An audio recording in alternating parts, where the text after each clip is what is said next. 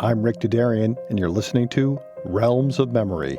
The partition of British India in 1947 was one of the most massively traumatic events of the 20th century. Over 14 million people were forced to flee their homes, and over 1 million lost their lives. Yet for decades, historians in South Asia neglected to tell the story of those who suffered most from partition: women who were victims of rape, murder, and abduction, children separated from their families, and the countless numbers of refugees who fled their homes across new borders to start new lives in new communities. Historian and South Asian specialist Pippa Verdi, who teaches at De Montfort University in the UK, has made it the focus of her career to tell the story of how ordinary people experience partition. She's published books on Pakistan, South Asian immigrants in Coventry, and partition in the Punjab, where she was born and where members of her family still live. We'll be talking with her today about her book, From the Ashes of 1947, Reimagining Punjab. Pippa, welcome to Realms of Memory. Thank you, Rick, for inviting me to your podcast.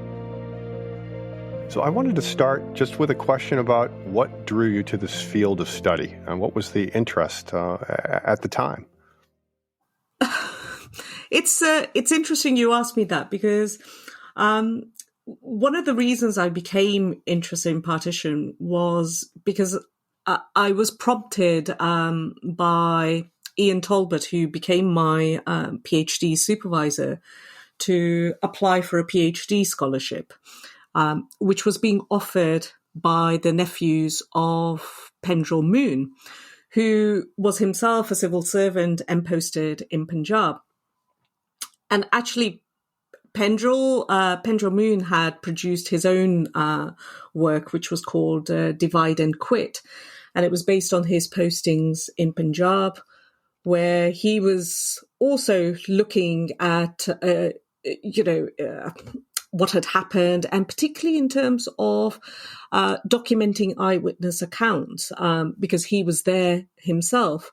So when this scholarship came up, I thought, okay, I was working full time, I have to admit, but I applied for the scholarship and I put together a proposal. And one of the things about the proposal was that they wanted the student to focus particularly on the violence and the casualties that erupted in August, because this was something that was of interest to Pendrell Moon. And so the nephews thought that, this would be a good place to kind of explore this further. And that's how really I started, my interest in partition started. Prior to that, of course, I was interested in the history of India and Pakistan, but I hadn't focused specifically on partition. And I was really lucky because actually Ian Talbot, he's one of the pioneers in partition studies. He's been working on this for such a long time. And so I was very fortunate to have him as a supervisor. And as it turned out, the work that I did, and much of this book, From the Ashes of 1947, is drawn from my doctoral work. It was one of the earliest studies really to explore through oral testimonies the two Punjabs. Ian himself was working on the twin cities of Lahore and Amritsar, and they were the kind of two big major cities, and the capital, Lahore was the capital of Punjab. But I was interested in sort of moving away from that core towards the kind of more peripheral areas. In a sense, that's where that kind of journey started. So that's interesting. So you did your dissertation research on this topic, and that was tied into the nature of that scholarship. Was that a brand new scholarship at the time? It was a one-off scholarship. And so I'm kind of very fortunate that I'm the one and only recipient of that scholarship. I think they wanted to pay homage to, their uncle. And so they set up this scholarship at the time. And I was very fortunate because it just allowed someone like me who comes from a family where, I'm the first one to go to university. So it just provided me with such an immense opportunity to do something like this, which, it completely transformed my own life. Not just because I was exploring this subject, because that also had a big impact, but, that opportunity of education. Mm-hmm. But your family comes from the region of the Punjab, right? Yes. So my own background is that I was born in Ludhiana, and Ludhiana is one of the cities that I explore in the book.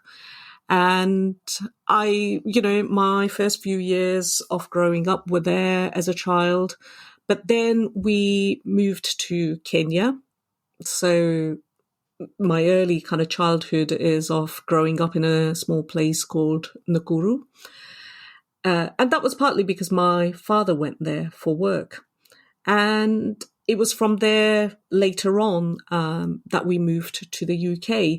But my connection with Punjab has always remained, and my family, still live there. Close family still live in what is Indian Punjab.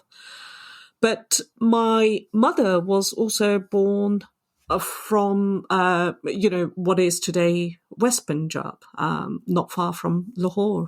So although my own family experience is that they weren't impacted by the partition and the dislocation and the forced migration that took place, I am, of course, very much rooted in the place. But I think from sort of talking to my mother about this, even she has memories of when this happened, in that, she just remembers the vast amount of dislocation that took place around where she lived. She remembers refugee camps erupting everywhere around her. So, even if you weren't directly forced to flee, you could still see the repercussions of you because they were so vast. Mm-hmm. Although I did encounter, I was talking to a South Asian person in my area about this particular aspect of history that I was going to work on, and he said, "Well, I'm from South India. It really didn't concern us that much. So maybe it still depends on what part of the country you're from." I think,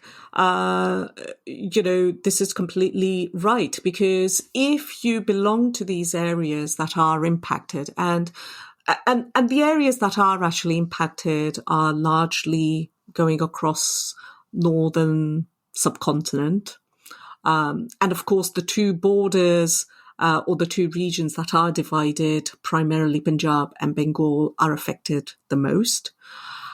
But there are also areas in between. So UP is an interesting place because UP is where the Pakistan movement started. And many of the Muslims of, places like Aligarh, that Aligarh is the spiritual heartland of the Pakistan movement. And people from there uproot themselves and relocate to places like Karachi. And if you're interested in sort of looking at Karachi and Sindh, Sara Ansari has done a lot of work in this area. So, it depends where you are and to what extent you're impacted. But having said that, I mean, I think the interesting thing, I don't know where the friend from South India is. I think the other kind of interesting place to kind of look at is Hyderabad in the massive princely state, which initially didn't want to join India or Pakistan. And that also has a very troubled history because actually it's after the police action that takes place and it's forcibly annexed in 1948 because you just couldn't have this, autonomous princely state in the middle of South India. Mm-hmm.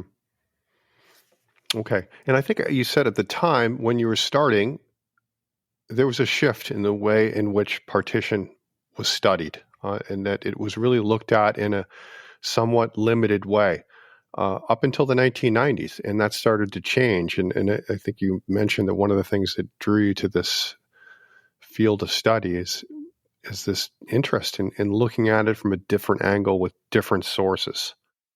Yeah, I suppose again, in a way, my own kind of background influences the way I wanted to also explore this, because one of the things at that time that was very important there was one book in particular, The Other Side of Silence, by Urvashi Butalia. And her work had just come out not long before I started my PhD in 2000. And the other was Borders and Boundaries by Ritu Menon and Kamala Basim. And both these studies were crucial in really kind of reframing partition. Just to kind of give you a sort of background context, you had, particularly during the 1980s, a new historiographical school which started to emerge. It was partly sort of influenced by Marxism, and especially writers such as Ranjit Guha. And this subaltern study school started to provide a kind of an alternative history to the dominant discourse, and it wanted to look at things like popular nationalist struggles in terms of how they were depicted from not just this kind of elitist perspective, but actually looking at the grassroots and through the peasants, and away from, this shift that was beginning to take place in history of moving away from the great men of history and towards more of a history from below. And it was that history from below that I was particularly drawn to. And the combination of that plus oral history, which, when I was doing my PhD, it was really not used that much within history. A lot of Orthodox historians were quite skeptical about the use of oral narratives in history work. Things have changed a lot since then. So I started doing this work, influenced by this other work that was taking place in India. And I think the thing about this, the kind of publication of these books, was that really they had women at the center of the research. And I think, they've been hugely influential for scholars since then. And this includes me. That kind of, the her story approach.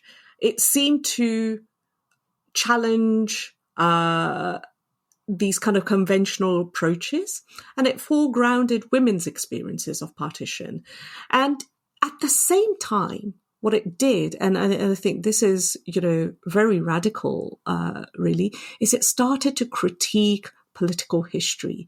And it seemed to kind of provide a way in which, you can approach things from a different perspective. And I think this research, it didn't just highlight the kind of oppressive nature of the state, but crucially also how social oppression, cultural power can operate across multiple levels. And I think in that sense, this work was very sort of important, because both of these works tapped into oral histories and speaking to women, to Dalits. Dalits are the kind of untouchable community, to speaking to those very marginalized voices. And so oral history was a vehicle through which you could incorporate those marginalized voices where the official record did not. Because when we look at documented official histories, those are the kind of voices that are often just absent. Mm-hmm. So is it fair to say that 4 decades after partition, you have to get to the 1980s until you have a change in how that history is is written, and that it's largely a political history up until that point. It's a top-down history written by the power brokers, or written from looking at that particular angle of the decision makers. And even though it's a history that affects millions of people, they're left out of it. Absolutely. And so I think, that top-down history, but also I think sometimes, these sites of trauma and dealing with the past does take a long time. That's not to say actually that nothing was done. We have a lot of literature that was written in the wake and inspired by what had happened in 1947. So there is a whole body of work on this. There is even film. Film is there, perhaps to a kind of a lesser extent than literature. But in a way, film and literature, because it's fictionalized, or it can be fictionalized, it's easier in many ways to talk about some of these very traumatic issues. And sometimes these are very taboo subjects as well. Because what you're saying is that this is not real, it's fiction. But they were drawn from real events. So, if you're, and this is something that I use quite a lot in my book as well, that yes, of course, this is fiction, but these are people of that time drawing from their own experiences of that time. So it tells us something of an alternative lens through which we can look at this history. So we may not have those personal testimonies, but we do have these other ways of looking into the past. That was one of the things that struck me, is that the first people to really address those difficult histories of what happened in 1947 were not historians. Historians are really late to the party, almost. It's cultural actors, it's writers first and foremost. You mentioned movie directors. They're the ones who are doing this in fictional accounts, but also drawing from their own family histories in the process. I don't know whether that's particular to the South Asian case, or you find that in other places, but that was one of the striking characteristics, at least, that jumped out at me. No, I mean, the interesting thing is that Lahore, which is in West Punjab, it was considered the kind of cultural capital of North India. And a very good friend of mine and mentor, Pran Neville, he used to always call it the Paris of the East. He said Lahore was the Paris of the East. He went to school, Government College, Lahore, which was this kind of premier institution. And he has very fond memories, or he did have very fond memories of the place. And so Lahore, if you think of this kind of cultural capital, it was, the kind of heart of the movie making industry. Much of the talent we saw in Bombay in the 1940s were people who actually came from Lahore, and vice versa. So those kind of connections you can see even within the film industry, the kind of the singers, the playback singers, the writers, the directors. There was this huge kind of exchange. And that actually happens between Bombay and Lahore. And there's some very interesting work actually in recent years that's been emerging in this area. So the people who tell that story, if they're telling it through culture first, they are part of that history of displacement. Yeah. I mean, you see this, so someone like Kushwant Singh, for example, writes about Train to Pakistan. He's part of that history as much as, the history that, or the stories that he's telling. So, yeah, I mean, I'm not an expert sort of on the kind of, outside this area, but I can't imagine that there aren't other parallels to this in other countries.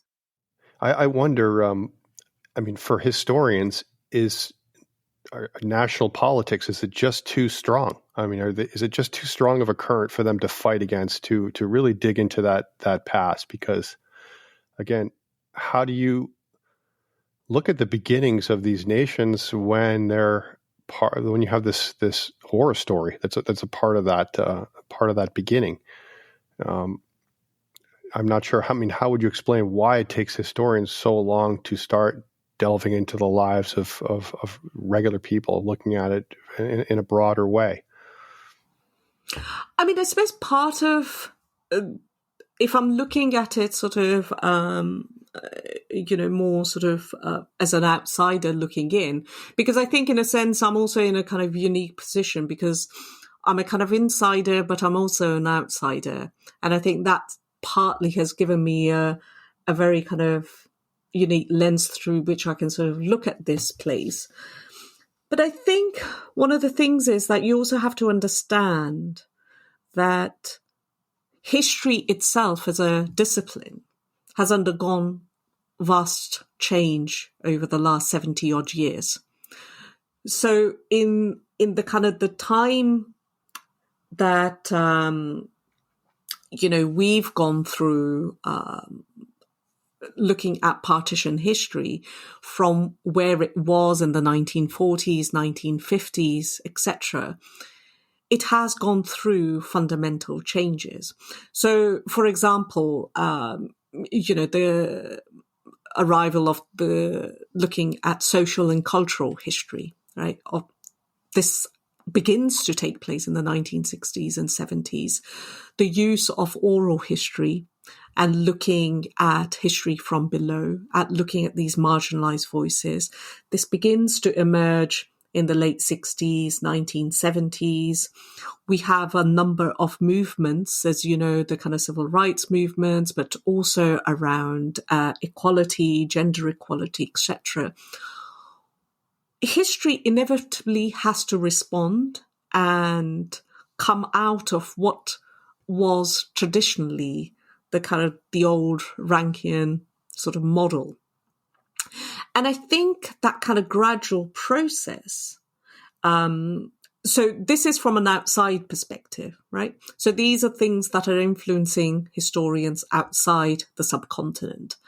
But within the subcontinent, actually the history that is written, particularly in those early decades, has to be pro-nationalist history. These are two new nations that are trying to forge out a new identity, having got independence. How are you going to project yourself? You need to celebrate your past and you need to tell a history which is strong and a history which reflects you. So I think that takes some time for, particularly that kind of early period. And, one might sort of disagree with it, but actually it's important for a nation to do that. It's only sort of many decades later. And I suppose, okay, so then the third variant, of course, is the people themselves. Why aren't the people telling their own accounts? Well, they are, but they're telling it through these, through fiction, through film, through these alternative lenses. But for those who it's a lived reality, and certainly with many of the people that I spoke with, many of them were dislocated many times. They were very unsettled. And sometimes this lasted 10 years, sometimes even more. So when you're there in the moment, it's very difficult to feel settled and to think of reflecting on the past because you're still living through that process yourself. You're still, in many ways, I suppose, having to deal with a different reality. So you don't really talk about the past. You just get on with what is the immediate task for you. And it's only with the passage of time that I think you can begin to then reflect and talk about the past in a particular way and talk about it as a memory. And really it's in, for Urvashi Butalia, the triggering point was 1984. The pogroms that took place following the assassination of Indira Gandhi in Delhi. And it was those anti-Sikh riots that took place that she, when she started to speak to people, one of the things they said to her was, it's like 1947 all over again. That's fascinating. So there are trigger events that there's people are trying to move on with their lives. There's a certain silence about the past, and maybe you have to move forward several decades until people's lives are in a different place or a different generation. And you have certain events that then trigger those memories of the past. And I think, perhaps we can say that, 1997, good 50 years later is when you begin to see much more of the reflective work come out. Whether it's through scholarship or whether it's through the kind of popular sort of writers, activists, etc., we begin to see much more taking place in the 1990s. And I think the kind of interesting thing perhaps of the 1990s,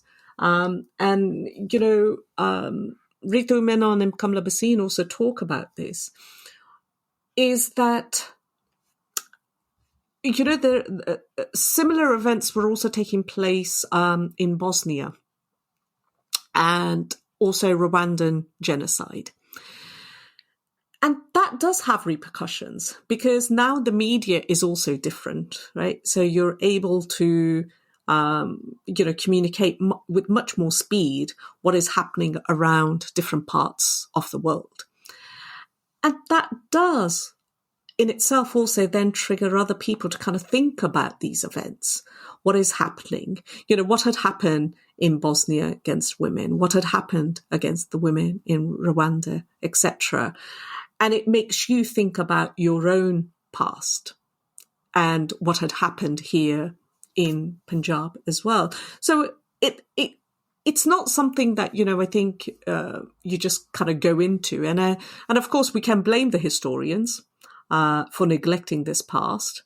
But I suppose the kind of, I think these things are such that they do require that passage of time. It's, it's a very traumatic past to sort of start uncovering.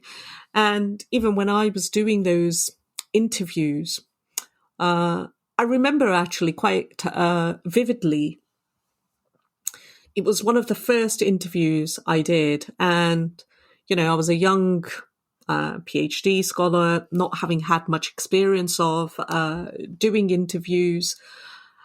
And this was in Malay-Kotla.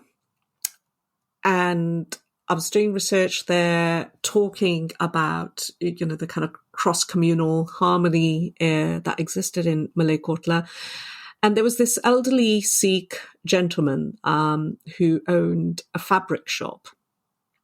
And he sat there cross-legged. I can still remember him quite vividly. We were talking about, he came from Sialkot. And so I was asking him about his life history. And near the end of the interview, he just said something to me. And he was saying, look, everything is fine. We live here. My family is happy. We've reestablished ourselves. Everything is fine. But the one thing I can't do is go and visit the place that I was born, my ancestral home, my ancestral land. I can never go there. And as he was saying this, he had, tears coming down his eyes. And nothing can prepare you for that. Right? To sort of watch this, elderly man talk about the past in such a way. And so, it makes you kind of think about what you're also doing by talking about this past. I don't know how many times he'd spoken to his family members about it. But, that moment will always stay with me because that's the reality for many of those people, because there is such a hard border between the two countries. And I think this is part of the problem, that because they can't go across that border, you can never, you can never reconcile with that past, with that fracture that has taken place. And the people who can cross the border are far and few, and perhaps those with means. But that it is one of the most kind of tragic things. Had that border not been as hard as it has been, and especially in recent years, then perhaps we would have a different history. And I think one of the points you make, especially if you're looking at this region of the Punjab, is how it was a region where so many different communities lived together and were mixed together, right? So you end up with these hard borders and divided populations. And it was a polar opposite. I mean, is it fair to say it was a polar opposite universe prior to partition? And you can't really understand what happened in 1947 unless you have some sense of just how mixed of a region it actually was. Yeah, I mean, prior to partition, the population of Punjab was just slightly over 50% majority Muslim, and the rest were Hindus, Muslims, small number of Christians, Buddhists, as well as other smaller sects. But within that, there were areas that were completely mixed between these three communities. There are some areas which were slightly more majority, one community or the other. But, the two cities that I focused on, for example, and one of the reasons I was particularly interested in this, is that Ludhiana at the time was a town, as was Lalpur. They were both towns, but they're now big cities, big metropolis. And at the time, Ludhiana, which is in Indian Punjab today, was 62% Muslim population. And Lalpur at the time, which is now in Pakistan, was 62% non-Muslim. So, and today, those communities are completely, non-existent because of that mass migration that took place, almost total migration that takes place. You have that huge demographic change that takes place. And these, remember, are just two cities. This is happening across the region. If you look at the transformation of those two cities, that makes the story that much more incredible. How those populations flip after 1947, and then much of your work is on just the prosperity and economic transformation of those two cities, often with refugee populations being a key motor of that. That story is that much more incredible given the changes that happened. Yeah, I mean, I was very interested in understanding, this impact of the refugees, because in some areas, the refugee population is so vast that, we're talking about 60, 70% of the local population, which is now a refugee population. And it completely transforms these urban centers. I mean, Delhi as a, capital is completely transformed. Delhi was a Mughal city. It had a vast Muslim population. All of that is now completely, I wouldn't say completely, by and large, it has gradually been erased. Because the people go, but then with the people is also a change in language, in food, in culture. So you don't just see a demographic change, but you see a complete change, and a gradual transformation then takes place, through the decades. And so, one of the kind of most fascinating things that I remember doing, and my brother-in-law was fantastic because he lives in Ludhiana. He still lives there, my sister and my brother-in-law. We used to go on his motorcycle or moped to the old parts of Ludhiana, because you couldn't take a car there because the streets are so narrow. It just becomes very difficult. So you either had to take a rickshaw or you go on two wheels. And so he used to take me to these parts of old Ludhiana because I spent time there because I knew this is where the old Muslim population prior to partition lived. And with those populations going out, they obviously were replaced by incoming refugees. And all these people would be people from the other side of Punjab. And so just walking around, talking to people, you can find every other person is, has a history and a story which is associated with the other side. And it's a fascinating area. What about the people who used to live there? I mean, has that past just been forgotten? Yeah. I mean, there are lots of stories of people who, have through technology maybe been able to see these places, but by and large, these places now have a new history.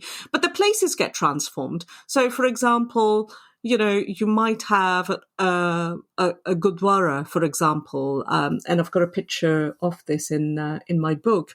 It's a Gurdwara in Lalpur, which is now a school.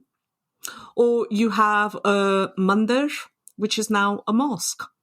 Or you have a mosque, which is now a Gurdwara, for example. So these places change hands, they become, they get a new lease of life. And the ways in which people keep these places alive, and one of the kind of most sort of, in a way, it should highlight the way this works is I did an interview in Lalpur. It was in the old bazaar, and it was with a sweet vendor. And the sweet vendor's name was Ludhiana Sweet Shop. And of course, he came from Ludhiana, and he had his own history that was associated with Ludhiana. And then at the same time, in Ludhiana, there is a famous sweet shop called Lalpur Sweet Centre. And this is someone who has a history in Lalpur. And through those two place names, they've kept alive their own ancestral history. And it's a powerful kind of reminder of how, these histories are so intermeshed with each other. And so sort of going back to, your friend from South India, it would be very difficult for someone like that friend to kind of understand. But equally, I'm in a kind of privileged position because I've been able to spend time in both of these places. So I can see how it operates in both of these Punjabs. I mean, is it fair to say, though, that on the one hand, people are bringing memories of the communities they left with them, they're starting new lives, and they're not building it on amnesia about the past. They need something, some kind of foundation. But at the same time, what was there before does get lost. And if you have a hardening of borders between these two countries, if you have an unmixing of this incredibly diverse region, part of what gets lost is just the forgetting of how people lived together, of how mixed it was. And you move on to new separate lives. Yeah, and I've seen this take place, even in the last 20 years that I've been, going back and forth. I mean, in a sense, the kind of the border is hard, but the way you tell those histories, and this is why I suppose, in a sense, I say that as an outsider and both an insider, I have a slightly different take, because on the one hand, you can view many of these things through memory and nostalgia, and especially if you're located here. But the other reality for many of the people who live in divided Punjab today is that it's a very communalized and divided history. So East Punjab in India is today a predominantly Sikh Punjab, and it was further divided. So the Punjab that was in August 1947 was subdivided, and you had two other states that were carved out, Himachal Pradesh and Haryana. So the Punjab itself is actually much smaller, but it's a Sikh majority state. And Punjabi is the predominant language. It's taught, it's preserved. But the history that is taught there is predominantly, I would say, through a Sikh history lens, right? So that's one. And you can sort of see that, this is part of the state and the way it wants to frame its history, which is fine. It's a Sikh majority state. Conversely, in what is Pakistan Punjab, Punjabi as a language doesn't have a status as such, because the Punjabis in Pakistan are part of that nation-making elite. And Pakistan has become sort of, much more sort of complex, and I don't want to sort of go off topic here. But the language there is not something which is preserved the way it is in Eastern Punjab. So the majority of Punjabis don't speak Punjabi. And because for them, it's much more important to use Urdu, because Urdu is the national language. But then if you start losing the language, you also lose, the history and the culture that is associated with the language. And so there's been this kind of complete sort of transformation. And so, you see these two Punjabs, and in the last 70 odd years, they've followed very different trajectories. And so that kind of plural Punjab of the kind of, the early 20th century is only there in small fragments and in certain places. And of course, it will only get stronger with the passage of time. Mm-hmm. Now, do you think that was, because one way of casting this, it's interesting because I'm coming off an episode on how the Armenian genocide is remembered in Turkey. And one of the ways it was remembered was through this, at least the official memory, was to cast that the prehistory of the genocide through a nostalgic lens of communities coexisting peacefully. And it was just nationalism that threw a wrench in all of that. And maybe it's easy to simplify the pre-1947 history as one of a golden age of coexistence. And then you'd have to look at partition maybe in a different way. I mean, what was it? Was it something you see as being inevitable or having its roots long before 1947? Was it something that was just mismanaged politically? And you spend a lot of time talking about how the whole process of managing what actually took place could have been done differently, and how there were precedents that people could have paid attention to. I mean, how do you look at what happened? Did it have to happen? Could things have gone differently? Could you have ended up with different relations between these two countries if it had been managed differently? Yeah, there's so much there, isn't there? I think the thing about nostalgia is that, yeah, I agree to some extent that, we do tend to, and I say this now as a Punjabi, that we tend to look at our past through these kind of nostalgic, yes, everything was great, everything was fantastic. And yes, there was an element of that. But equally, there were problems. And one of the things, just to kind of illustrate that point. So speaking to some of the kind of Muslim refugees in Pakistan, there were lots of discussions about how people came together during festivals, events, and how everything was very harmonious. But one aspect which does come up a number of times is that, for example, you're visiting someone's house, it's a festival, it's a wedding. They would always keep a separate dish or separate food for the Muslims who were visiting. You're othering them. You're thinking of them as being impure. And this was a kind of an accepted thing that, this is your food or this is your dish, and therefore, you behave this way. And this is the way society coexisted for a long time.